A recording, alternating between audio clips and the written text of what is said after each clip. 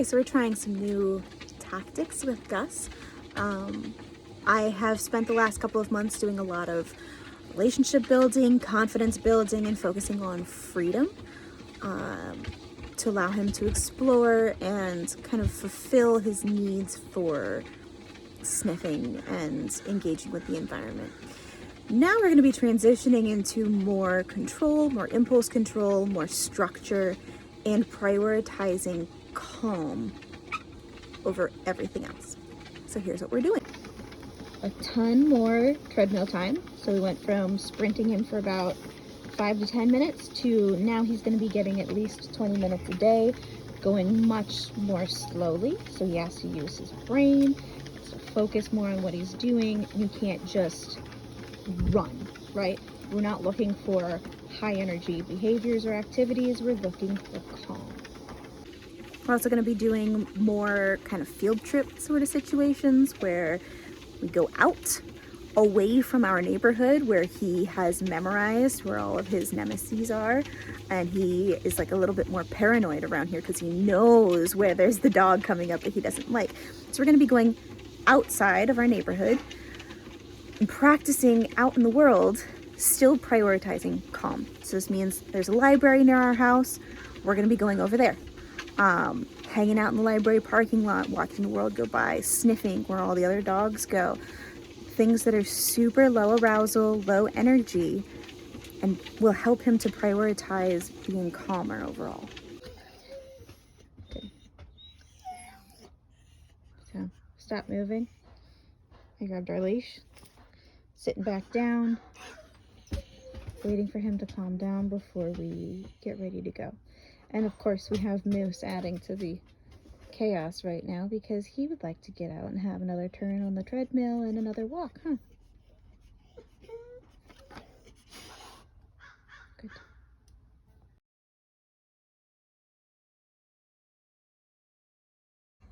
And now, got to our parking lot where we're going to be working a little bit.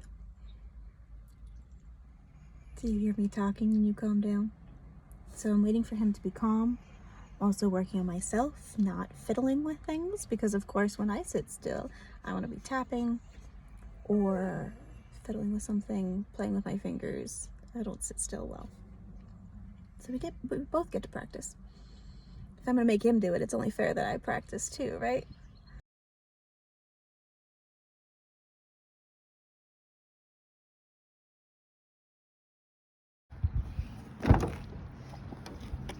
Good. Try not to drop things. Wait. Alright, so luckily I have Coop. He can't get out until I give him permission. Good. You're being so good.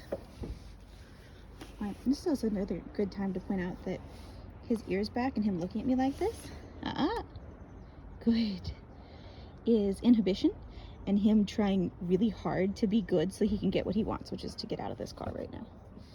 So keep in mind that, good, those crazy eyes can mean different things at different times. See, not shut down or worried at all. Good. Thank you. All right, now here's the real beauty of this parking lot. It's huge. It's where all of our Valley Transit buses park. It's got RV parking, so there are often other dogs and people walking through. All kinds of noise, but other than that, there's typically some really low traffic areas because it's a big parking lot. Okay, get out of the way. Good. There's these bushes that smell nice because people let their dogs pee on them. Good. And like besides these little rush hours that I just got here as a bunch of buses are pulling out, besides these little rush hours, it's usually pretty quiet because it's just a library parking lot, you know? It's not, the library itself doesn't typically get a ton of traffic. Good. So we can do all of our drills here and take up all of the space, which is my favorite. All right, so here's what our drills look like. Unfortunately, I don't have a tripod today, so I'm sorry if you get a little dizzy. We do tons of big circles, nice and loose. I have my leash attached to my body, so I don't have to have the same grip on the actual leash part as I would otherwise, which I really like. If I need to stop giving him direction or stop giving him too much input because he's getting overwhelmed, I can just drop this and walk away. Good. It's a really good way for me to test his understanding too, because he has been really reactive, like highly, highly reactive towards unfamiliar dogs of late. So I can test what his understanding is of leash pressure, and look what it is. Oh, easy. He gets it. So now we just have to work on calm and impulse control. And to be clear, most dogs who are reactive, once you teach them how to understand a leash, the issues go away because they usually haven't started with a ton of training. Gus is a little different in that he is genuinely aggressive. He likes to fight. He's pretty insecure and he has a shit ton of training.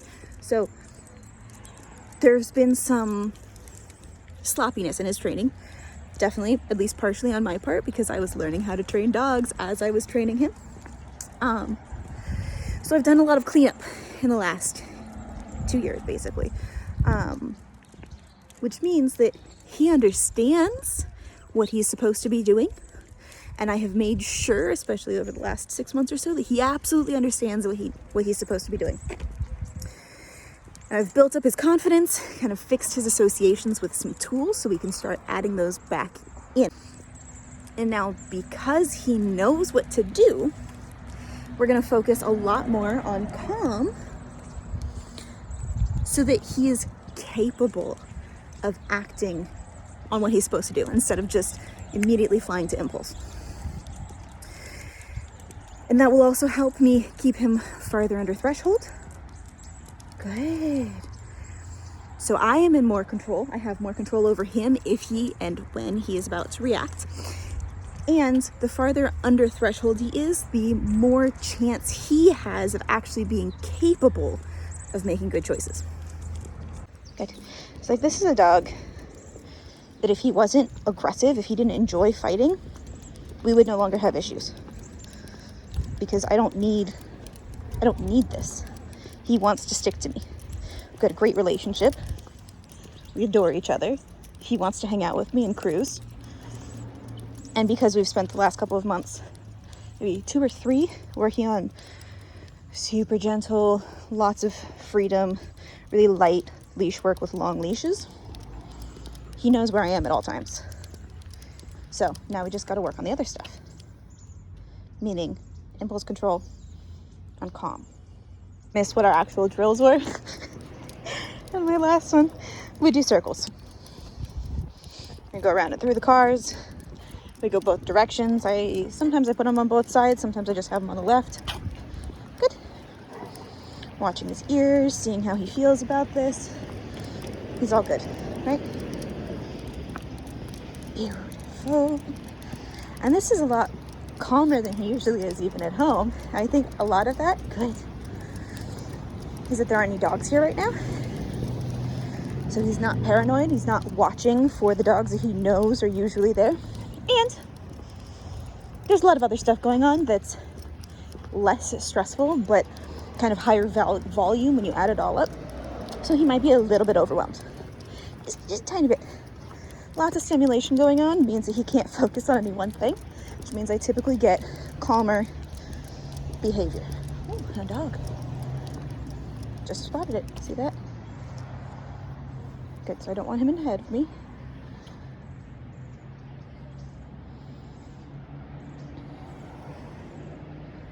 Too long. Scooch. Good. That was good.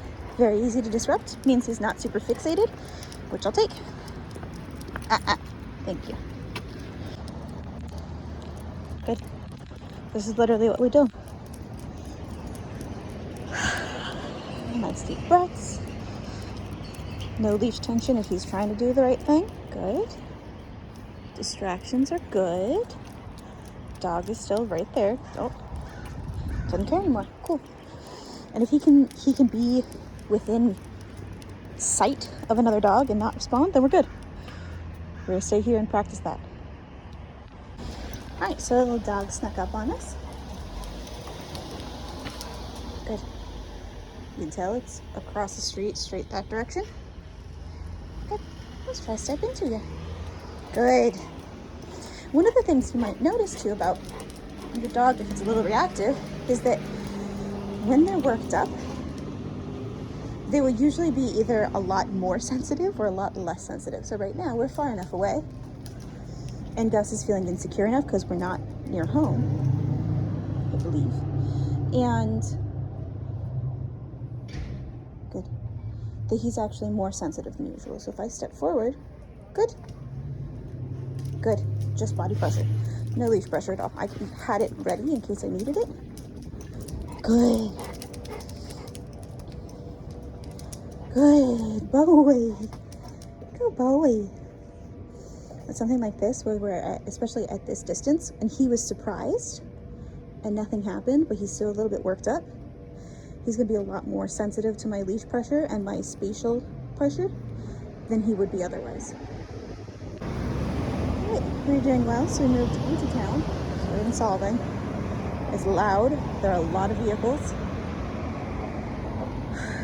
So we're standing for a minute. We'll see how he does. You see his tail's tucked a little bit.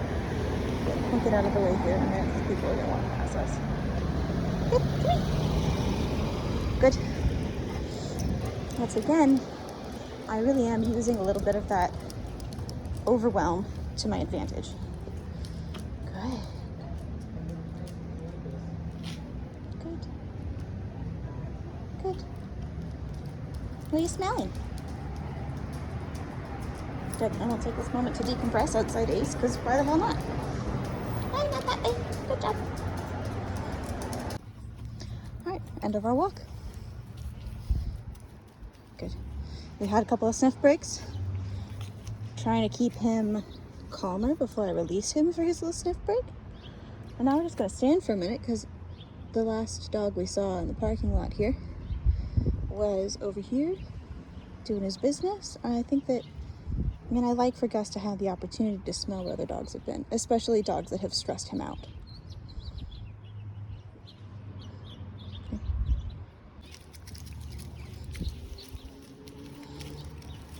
Okay. Don't do that. Good. And that's scent marking, so I don't allow him to practice that, but I haven't been punishing it so much as just making him move. Incompatible behavior. If he's moving, then he can't be kicking his feet up in the same way. Okay. There aren't any dogs here right now also, so I can be farther away from him because he's not going to need my guidance to the same extent as if there was a dog here.